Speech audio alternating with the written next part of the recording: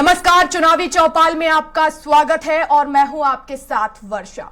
मध्य प्रदेश की राजनीति में इन दिनों उतार चढ़ाव का दौर है। टिकट को लेकर घमासान है तो वोटर्स को साधने की कवायद भी तेज है। पर इन सब के बीच एक अहम मुद्दा महिलाओं की भागीदारी का है। मध्य प्रदेश में महिलाओं की भागीदारी के मामले में दोनों ही पार्टियां काफी फिसड्डी साबित हुई हैं। 230 विधानसभा सीटों वाले प्रदेश में महिलाओं की भागीदारी और उनका हिस्सा महज 12 से 13% तक आकर रुक गया। चुनावी दौर में भले ही महिलाओं के मुद्दों को प्राथमिकता दी गई हो, पर प्रतिनिधित्व के मामले में महिलाओं की भागीदारी हाशिए पर ही खड़ी दिखती है। तो आज हम बात करेंगे इसी मुद्दे पर, लेकिन इससे पहले देखिए खास रिपोर्ट।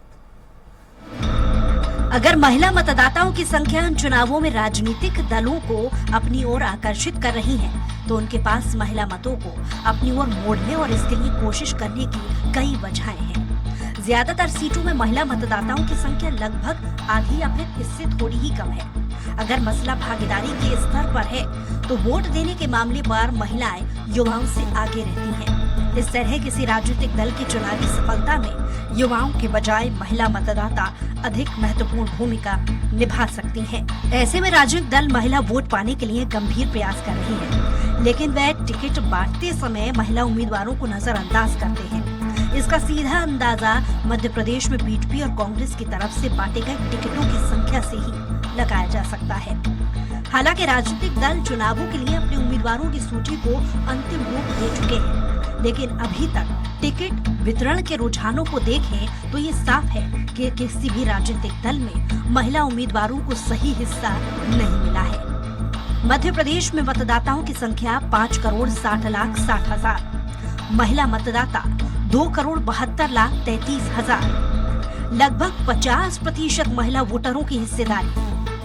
संसदीय चुनाव प्रक्रिया में महिलाओं के लिए आरक्षण का दमदारी से समर्थन करने वाले दल मौका पड़ने पर फिसड्डी साबित हुए। आधी आबादी को 33% आरक्षण का दम भरने वाली बीजेपी, कांग्रेस, बीएसपी, सपा, आप बड़ी पार्टियां मध्य प्रदेश के विधानसभा चुनाव में उन्हें 15% टिकट भी नहीं दे पाई। ये आंकड़ा 12.5% के आसपास ही अटक गया, जबकि मध्य प्रदेश में महिला वोटरों की संख्या कुल वोटरों की लगभग 50% है। मध्य प्रदेश ही नहीं बल्कि पूरे देश में पिछले कुछ समय से महिला आरक्षण हॉट इशू बना हुआ है। मोदी सरकार ने संसद का विशेष सत्र बुलाकर संसदीय चुनावों में 33% महिला आरक्षण का बिल पास करवाया, तो सरकार की तारीफ में तमाम कसीदे पड़े गए। विपक्ष में होने के बावजूद भी बिल का समर्थन करने वाली कांग्रेस इस बात को लेकर अपनी पीठ थपथपाती रही है कि आधी आबादी को 33% आरक्षण मूलतः उसकी सोच है और राजीव गांधी के प्रधानमंत्री काल में ये बिल लाया गया था। लेकिन विधानसभा चुनाव आते ही सब खामोश हो गए। किसी भी दल ने महिलाओं को 33% टिकट देना तो दूर की बात, उसके बारे में सोचा तक नहीं है। सभी का एक ही दावा है कि जीत सकने वाले उम्मीदवारों को टिकट दिया गया है। बीजेपी ने सिर्फ 28 महिलाओं को ही चुनावी मैदान में उतारा, तो कांग्रेस ने 29 महिलाओं को टिकट दिया है। मध्य प्रदेश विधानसभाओं की 230 सीटों की तुलना में ये टिकट करीब 12.5% ही होते हैं। ये स्थिति तब है जब मध्य प्रदेश के मतदाताओं में लगभग आधी संख्या महिलाओं की है। महिलाओं को टिकट, बीजेपी में 28 महिलाओं को टिकट, कांग्रेस में 29 महिलाओं को टिकट। बीजेपी ने कुल 12% टिकट दिए और कांग्रेस ने कुल 12.5% के आसपास टिकट दिए हैं। मध्य प्रदेश में बीजेपी ने अभी 230 में से 228 टिकट की घोषणा कर दी है। इसमें केवल 28 महिलाओं को ही टिकट दिया गया है, जो केवल 12% ही भागीदारी है, और लगभग कांग्रेस से 29 महिलाएं मैदान में हैं, जो करीब 12.5 या फिर 13% ही है।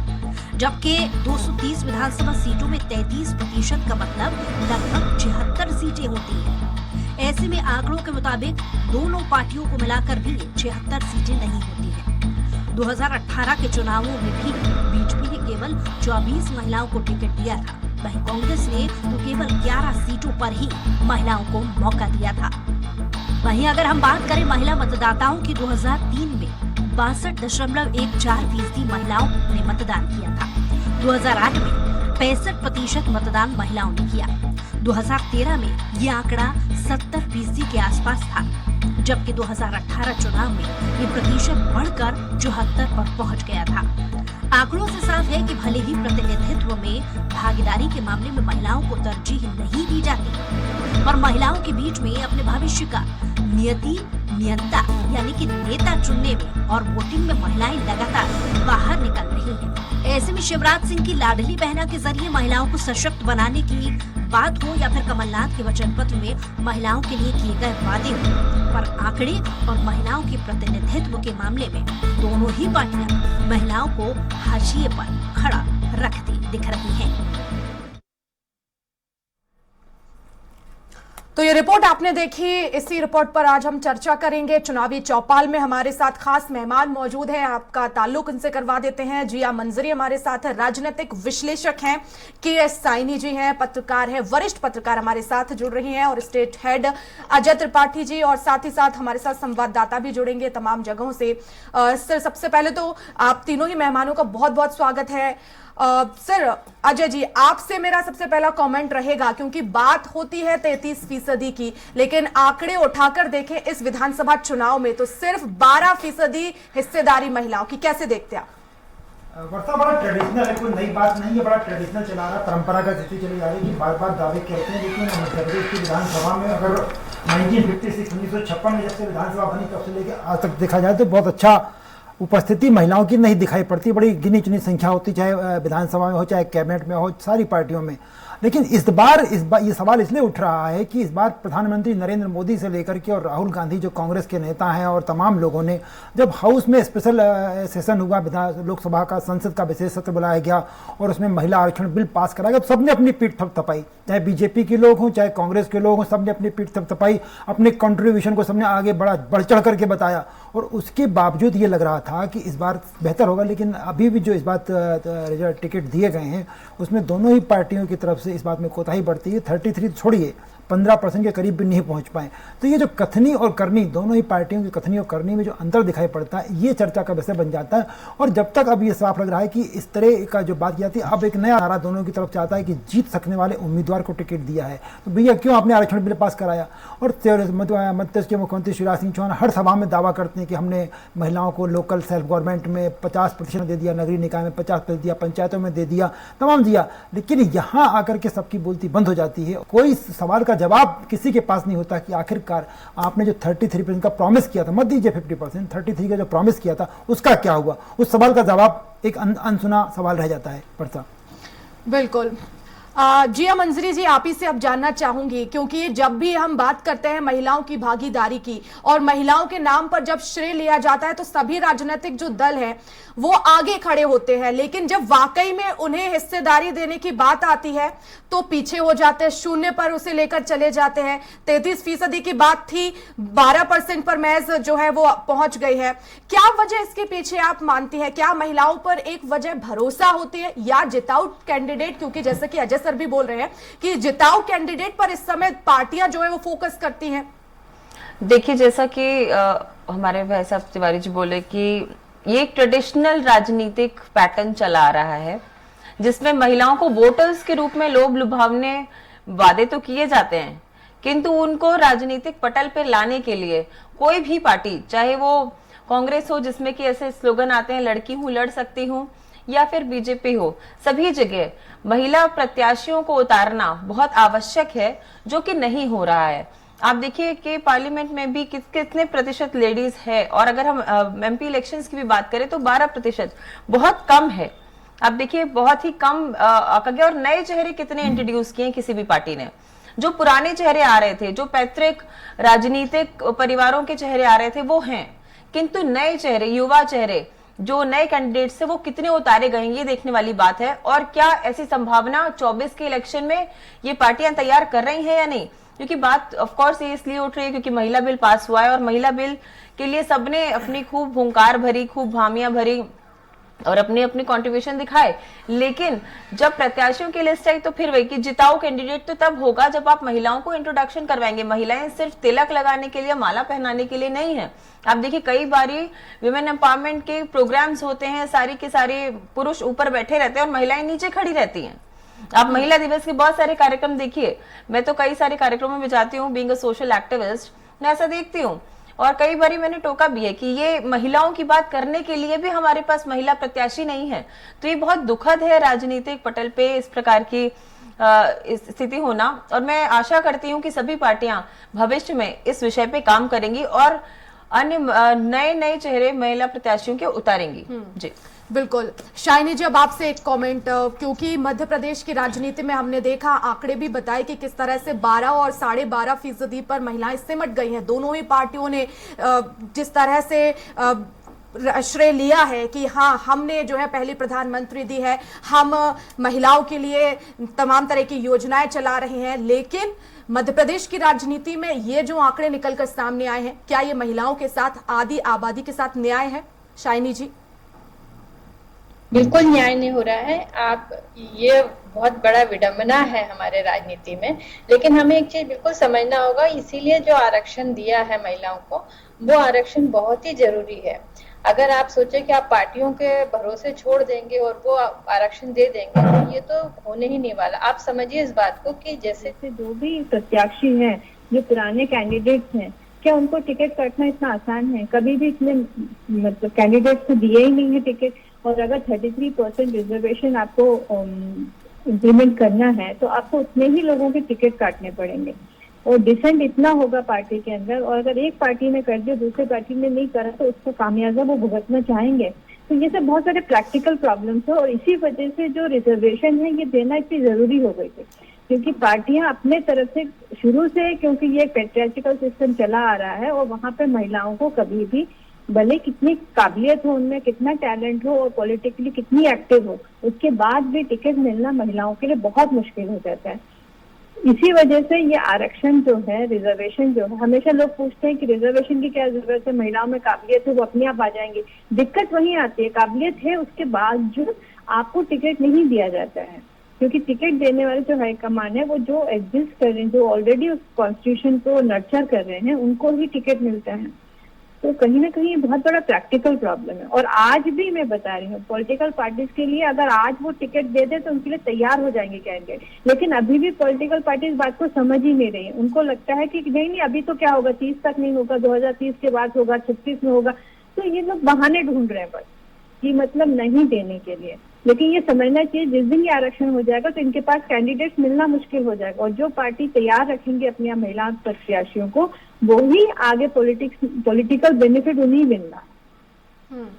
जी बिल्कुल शाइनी जी, आपने ठीक कहा। लेकिन हम देखते हैं, अगर महिलाएं जो हैं वो जीत भी जाती हैं, चाहे हम विधायक की बात कर लें या फिर हम सरपंची में बात कर लें, लेकिन वो सिर्फ घर पे बैठती हैं और ऐसे में उनकी पतियों का वर्चस्व होता है। तो यहाँ पर क्या एक परिवार का भी सपोर्ट होना चाहिए ताकि महिला फील्ड में निकले? जिसे जनप्रतिनिधि बनाया गया है, जिसे जनता ने चुना है, उन्हें फील्ड में रहना जरूरी है। नहीं, देखिए ये क्या कुछ एकाध मामले ऐसे हो सकते हैं, लेकिन इसको जनरलाइज करना बिल्कुल ठीक नहीं है।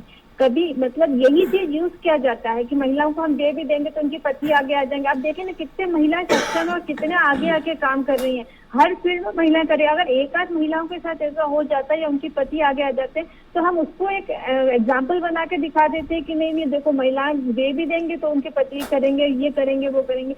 लेकिन आप जितने महिलाएं पॉलिटिक्स में बिना रिजर्वेशन के जो आई हैं, चाहे सुषमा स्वराज रही हो, जो हमारी निर्मला सीतारमण है, तो मैं तो हजारों नाम गिरा सकती हूँ जो पॉलिटिक्स में इतना अच्छा काम कर रही है और जो पुरुष बहुत अच्छा परफॉर्म कर रही है, और वो सोसाइटी के लिए, देश के लिए, सबके लिए उनका योगदान बहुत ज्यादा है। तो ये कहना तो बिल्कुल गलत है कि अगर महिलाओं को दे देंगे तो भी वो आगे नहीं आएंगे क्योंकि उनके पति करे। ये तो बहुत एकाध चुने केसेस हो सकते हैं, पंचायत लेवल पे हुआ है, बिल्कुल सच बात है, ये हुई है। लेकिन कई महिलाएं आगे आके काम कर रही हैं आज। तो ये कहना कि मतलब महिलाओं को देने से इस तरह के केसेस आ सकते हैं और महिला फिर भी नहीं काम करेंगी, ये तो मुझे लगता है बहुत ही छोटी सोच की बात है। बिल्कुल अजय जी, पिछले अगर आंकड़े हम देखें तो 2013 में ऐसा हुआ है जब 32 महिला जो हैं वो विधायक रही, लेकिन उसके बाद से ये आंकड़ा जो है वो लगातार कम होता रहा 2018 में, 2023 में।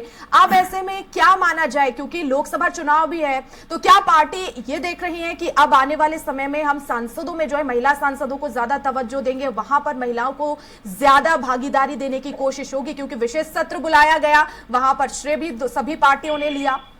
नहीं देखिए, वो तो चूंकि वर्षा, जैसा हम लोग शुरू में बात कर रहे थे आपकी, चूंकि जिस दिन कानून बन जाएगा तब तो आपकी मजबूरी बन जाएगी, लेकिन कानून के पहले जो स्थितियां बनी वो बड़ी जो बिल्कुल जो मंजरी जो बात कह रही थी शुरू में, मैं उस पर थोड़ा सा आता हूँ कि हकीकत ये है कि अगर पूरी लिस्ट देखी जाए कांग्रेस और बीजेपी की, तो दो तरह के ऑप्शन हैं महिलाओं के नाम पर, दो ऑप्शन हैं, या तो मजबूरी में दिया गया है टिकट या जरूरी में दिया है टिकट। हम बीजेपी की बात करें तो जैसे माया सिंह है, माया सिंह जरूरी है क्योंकि सिंधिया परिवार की मामी हैं, वो उस इलाके में बड़ा नाम है और एक सीट निकल जाएगी, इस लालच में बीजेपी ने टिकट दिया। अगर उसी तरह आप बात करें नीना वर्मा को टिकट दे दिया, नीना वर्मा विक्रम वर्मा की वाइफ है, बीजेपी के बड़े दिग्गज नेता हैं, धार इलाके में बड़ा नाम चलता है, तो एक जरूरी, ये मजबूरी जो है ये मजबूरी का टिकट है। इसी तरह आप चलिए तो मालिनी लक्ष्मण सिंह गौड़, इंदौर में जो इंदौर 4 में टिकट दिया गया है, लक्ष्मण सिंह गौड़ की वाइफ हैं, जो वहाँ की महापौर रही हैं, बीजेपी के दिग्गज नेता हैं, तो बीजेपी ने मजबूरी में टिकट दिया क्योंकि बीजेपी को सीट निकालना है ये। और उसके बाद आप चलिए तो चाहे संगीता चरल का टिकट हो या प्रियंका मीणा का टिकट, जैसे मान लीजिए प्रियंका मीणा का टिकट है चाचौड़ा से, इस क्षेत्र में मीणा समाज का बाहुल्य है और उस इलाके में इसके पहले ममता मीणा को टिकट दिया गया, तो ममता मीणा किसी आईजी की वाइफ थी और चुनाव लड़ी और पिछला चुनाव हार गई, चूंकि वहाँ से लक्ष्मण सिंह जो दिग्विजय सिंह के भाई हैं वो चुनाव लड़ते। ऐसे में बीजेपी को जरूरी हो जाता है कि बीजेपी किसी ऐसे व्यक्ति को मैदान में उतारे जो उस समुदाय को वोट बैंक कर सके, तो इसलिए यहाँ बीजेपी की अब जरूरी हो गया कि कोई ऐसा समुदाय से आ जाए, इसलिए प्रियंका जो मीणा उनको टिकट दिया गया। यही आप समझिए कि कांग्रेस की स्थिति भी है, कांग्रेस के सारे टिकट जो है महिलाओं को या तो जरूरी टिकट दिए गए हैं या मजबूरी में टिकट दिए गए हैं। विजय लक्ष्मी साधो पार्टी की मजबूरी है, क्योंकि विजय लक्ष्मी साधो जो है वो डॉक्टर सीताराम साधो की बेटी हैं और लगातार चुनाव जीत चुकी हैं, मंत्री रही हैं, उस इलाके में उनका अपना आदिवासी का वोट बैंक है, उनके पिता का आज भी बहुत बड़ा नाम है, तो कांग्रेस को भुनाना चाहती तो मजबूरी का टिकट हो जाता है। और इसी तरह आप देखिए कि जो मनगवा से बबीता साकेत को टिकट दिया गया है, बबीता साकेत को टिकट इसलिए मिला है कि साकेत समाज का जो इलाका है वो इलाका पूरा का पूरा देव तालाब, बल्कि 4-5 सीटें सेमरिया, देव तालाब, मनगवा, ये सारी की सारी सीटें जो हैं उस एक वर्ग विशेष से प्रभावित हैं और इसीलिए उनको टिकट दिया गया है। आप चलिए रैगांव में प्रमिला बागरी को बीजेपी ने टिकट दिया, दूसरी तरफ उसको कल्पना को टिकट दिया कांग्रेस ने। दोनों चूंकि बागरी फैमिली, जुगल किशोर बागरी वहाँ से एमएलए हुआ करते थे, बीजेपी के बड़े दिग्गज नेता हुआ करते थे, भाई वो उनके निधन के बाद पिछली बार चुनाव हुआ, उनकी फैमिली में तमाम डिस्प्यूट हुए और आखिरकार वहाँ पर कांग्रेस जीती। तो दोनों की टिकट जो आप जितने भी उनकी 28 सीटें कांग्रेस की और बीजेपी की 28 और कांग्रेस की 29, दोनों को कंपेयर करें तो या तो जरूरी टिकट है या मजबूरी टिकट है। जिस दिन इस ऑप्शन से बाहर निकल के पार्टियां विचार करेंगी, जो मंजरी बात कह रही थी कि यंग चेहरे जो काम कर सकते हैं, जो काम कर रहे हैं, लड़कियां इंग्लैंड में पढ़ के आ रही हैं और अपना सरपंच का चुनाव जीत रही हैं और बेहतर परफॉर्म करके दे रही हैं, जब आप इस तरह की स्टोरीज जो होती हैं, मॉडल स्टोरीज बनती हैं, तमाम आपका उद्देश्यात्मक स्टोरी बनती हैं, तब बहुत एक मोटिवेशनल होती है, तो जब तक आप इस एंगल पर नहीं जाएंगे तब तक यही स्थिति रहेगी। आप या तो जैसे कि सैनी जी, सुषमा जी की बात कर रही थी, सुषमा जी भी जरूरी बन गई थी, मजबूरी बन गई थी, इसलिए बीजेपी टिकट दे रही थी। और जिस दिन मजबूरी और जरूरी इन दोनों से हट के आप वोट बैंक को छोड़ करके कि इस समाज की महिला होगी, इस समाज की नहीं होगी, जिस दिन आप जो बात कह रही थी कि क्योंकि आपने जब मजबूरी में टिकट दे दिया कि आप को एक बागरी समाज की या आदिवासी समाज की या गोंड समाज की निर्मला भूरिया को टिकट दिया गया। निर्मला भूरिया पिछला चुनाव हार चुकी हैं, पर चूंकि दिलीप सिंह भूरिया की बेटी हैं वो, और दिलीप सिंह भूरिया बहुत बड़े कद्दावर नेता हुआ करते थे, कांग्रेस के बाद में बीजेपी कद्दावर नेता बन गए, पर चूंकि गोंड समाज को वहां पर भील समाज को टिकट देना है, मजबूरी है पार्टी की, तो भील को उतारना था, तो निर्मला भूरिया को फिर से वहां से प्रत्याशी बना दिया। तो जिस दिन जरूरी और मजबूरी का ऑप्शन हट करके जो मंजरी बात कह रही थी कि ऐसे बच्चियां, ऐसी लड़कियां, ऐसी महिलाएं, ऐसी युवतियां जो कुछ कर गुजरने की तमन्ना, पहला चुनाव हारेंगी, दूसरा हारेंगी, आप प्रयोग तो करिए। जिस दिन ये प्रयोग जरूरी मजबूरी छट जाएगा उस दिन मुझे लगता है कि खैर कुछ दिनों में 33% का जो लॉ ही बन जाएगा, तब अलग हो जाएगा। लेकिन जिस दिन पार्टियां जरूरी और मजबूरी के ऑप्शन से निकल करके लड़कियों, युवतियों, महिलाओं पर दांव लगाएंगी, उस दिन मुझे लगता है कि बहुत सारी तस्वीर हमको बदली हुई दिखाई पड़ेगी और आपका जो सवाल था वो खत्म हो जाएगा कि उनकी पति, उनके भाई मैदान में आते हैं, क्योंकि मजबूरी का टिकट है। आदिवासी महिला को वोट दे दिया जो चौके बुधन करती है, लेकिन उस इलाके में बहुत अच्छी लड़कियां, बहुत अच्छा काम करती हैं लड़कियां, बहुत अच्छा युवतियां काम कर रही हैं, उनको जब आप सामने लाएंगे, टिकट देंगे, तो मैंने कहा कि एक चुनाव हारेंगी, दूसरा चुनाव हारेंगी, उनका अपना एक वर्चस्व बनेगा, उनका एक ऑरा बनेगा। और जिस दिन ये सब कुछ हो जाएगा उस दिन आप समझिए कि सामाजिक बदलाव मध्य प्रदेश की और हिंदुस्तान की इस लोकतांत्रिक तस्वीर में बहुत बड़ा बदलाव दिखाई पड़ेगा। वर्षा, बिल्कुल अजय जी, तो आपने जो भी विश्लेषण किया उसका लब्बो लुआब यही है कि कहीं महिलाएं जरूरी हैं तो कहीं मजबूरी बन गई हैं, और इसी का नतीजा है कि 2023 के हमने देखे कैंडिडेट्स। जिया मंजरी जी, आप ही से समझना चाहेंगे अब कि आखिर किस तरह से महिलाओं की भागीदारी बढ़ाएं। आधी आबादी है हम, हमारे ऊपर बहुत सारी जिम्मेदारी दी जाती है और हम उन्हें बखूबी निभाते भी हैं, लेकिन पार्टियां भरोसा करने में कतराती हैं। जी, देखिए पार्टियां भरोसा करने में कतराती हैं या वो कहीं ना कहीं उनको लगता है कि महिला जहां पे भी होती हैं वो हर काम को बहुत अच्छे से करती हैं।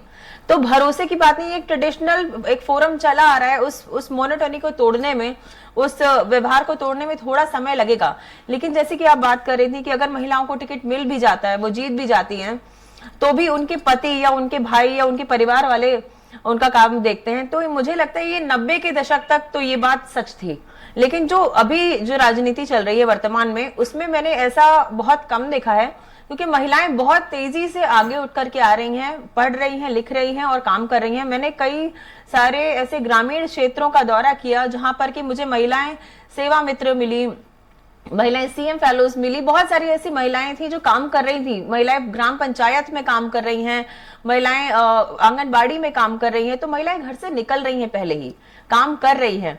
तो बस बात इतनी सी है कि पॉलिटिकल पार्टीज को ये समझने की आवश्यकता है कि देखिए, आप अभी भी पार्टीज ने जो भी चुनाव में टिकट दिए नहीं दिए, लेकिन कोई भी ऐसी फोरम बनाई है कि जो पॉलिटिकल पार्टी के इलेक्शन कैंपेनिंग के लिए काम कर रही हो, महिलाओं की ऐसी कोई फोरम बनाई है कि नहीं बनाई है?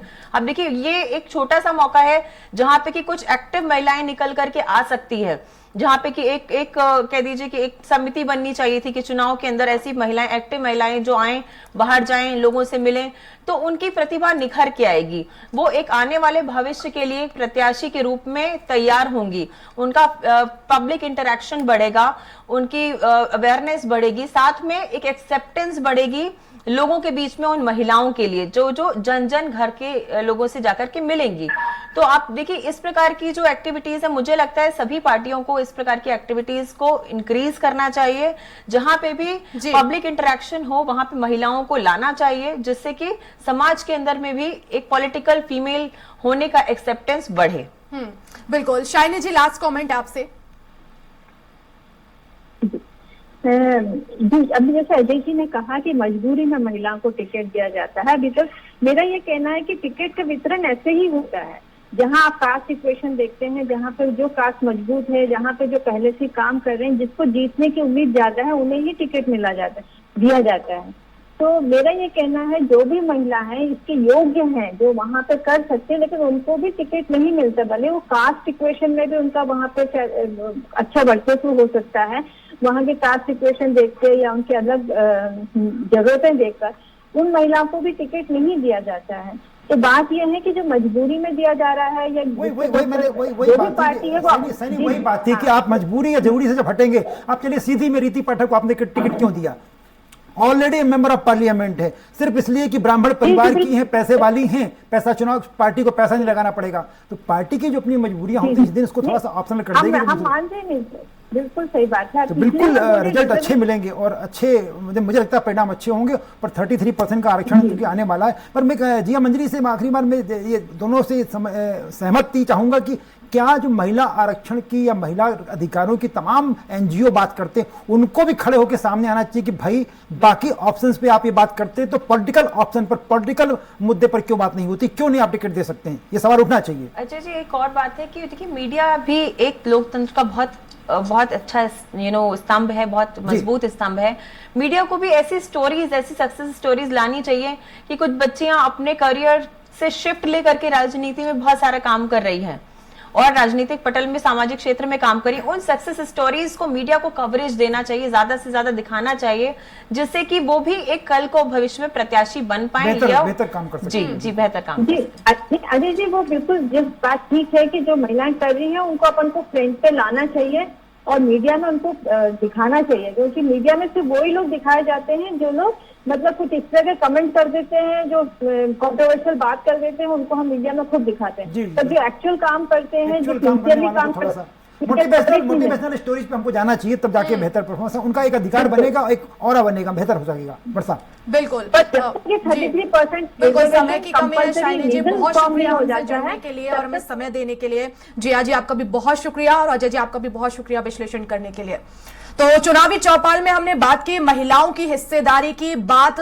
सभी सियासी दल करते हैं कि आधी आबादी है, 33% आरक्षण जो है वो बिल पास हुआ, सभी पार्टियों ने श्रेय भी लिया, लेकिन हकीकत यह है कि 2023 में महिला कैंडिडेट दोनों ही पार्टियों की तरफ से 12 या 12.5% पर उन्हें हिस्सेदारी दी गई है। हो सकता है सवाल बड़ा यही है कि क्या महिलाओं पर जो है वो भरोसा नहीं होता है पार्टियों को, या विनिंग फैक्टर यहां पर देखते हैं सभी पार्टियां। फिलहाल तमाम जो है वो सवाल उठते हैं, लेकिन देखना होगा कि आधी आबादी पूरी तरह से प्रदेश में कब फिट बैठेगी और कब उन्हें हिस्सेदारी दी जाएगी। बड़ा सवाल है। चुनावी चौपाल में आज के लिए इतना ही। कल हम फिर हाजिर होंगे। नमस्कार।